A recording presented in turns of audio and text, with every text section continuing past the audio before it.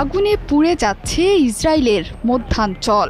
গাজায় যখন আগ্রাসনের সব সীমা ছাড়িয়ে যাচ্ছে ইসরায়েল, ঠিক তখনই মধ্যপ্রাচ্যের কসাই বেনিয়ামিন নেতানিয়াহুর দেশ থেকে ভেসে এলো আর্তনাদ। ভয়াবহ দাবানল ছড়িয়ে পড়েছে দেশটিতে। আগুনে পুড়ে খাক হয়ে যাচ্ছে প্রান্তরের পর প্রান্তর। আগুনের তীব্রতা আর বাতাস এতটাই ভয়ঙ্কর হয়ে উঠেছে যে নিমিষেই বেশ কয়েকটি শহরে ছড়িয়ে পড়েছে দাবানল। এরই মধ্যে শহরের বাসিন্দাদের নিরাপদ দূরত্বে সরিয়ে নেওয়া হয়েছে। আগুনের তীব্রতায় সড়কে বন্ধ আছে যান চলাচল। রেল লাইনের কাছে আগুন ছড়িয়ে পড়ায় বন্ধ আছে ট্রেন চলাচলও।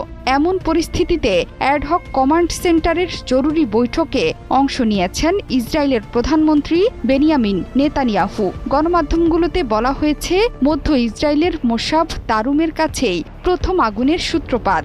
এখন যে কোনো ব্র্যান্ডের পুরাতন এসি বদলে নতুন ওয়ালটন এসিতে উপভোগ করুন 25% ছাড়। তাপমাত্রা বৃদ্ধি এবং বাতাসের তীব্রতায় বিভিন্ন জায়গায় ছড়িয়ে পড়েছে সেই আগুন। বেইত শেমেশ শহরের বেশ কয়েকটি স্থানেও দাবানল ছড়িয়ে পড়েছে। একে একে শহরগুলোকে গিলে ফেলছে ভয়ঙ্কর এই দাবানল। বর্তমানে নিয়ন্ত্রণের বাইরে চলে গেছে এই আগুন। এশতাওল, বেইত মেইর এবং মেসিলাথ জিয়ন শহর থেকে বাসিন্দাদের সরিয়ে নেওয়া হয়েছে। ভয়াবহ আগুনের ফলে সড়কের গাড়ি চালকরা তাদের যানবাহনকে ফেলেই শহর ছাড়তে বাধ্য হয়।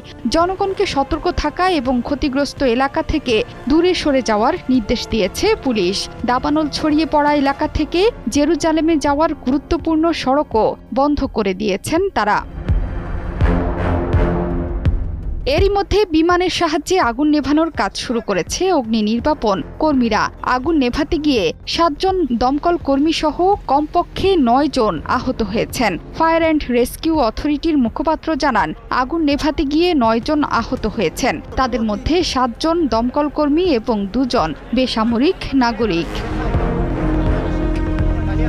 দাবানলের স্থান থেকে জেরুজালেম প্রায় 25 কিলোমিটার দূরে। এরপরও জেরুজালেমের আকাশ ধোঁয়ায় আচ্ছন্ন। বাতাসের মানের স্তর হ্রাস পেয়েছে। 6টি জেলা থেকে ফায়ার সার্ভিসের কর্মীর তালিকাভুক্ত করে আগুন নেভানোর চেষ্টা চলছে। তাদের সঙ্গে আইডিএফ সদস্যরাও যোগ দিয়েছেন।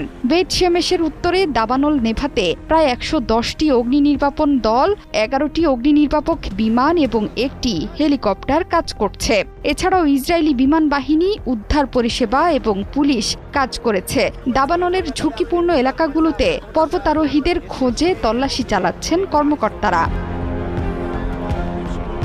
দীর্ঘ ও শুষ্ক গ্রীষ্মকালের কারণে ইসরায়েলে এর আগেও অনেকবার দাবানল ছড়িয়ে পড়ার ঘটনা ঘটেছে। একই ঘটনা ঘটেছে আমেরিকার নিউ জার্সিতেও। সেখানেও তীব্র দাবানলের সাথে লড়ছে মার্কিন জনগণ। যে কোনো সময় ক্যালিফোর্নিয়ার মতো রূপ ধারণ করতে পারে নিউ জার্সিও।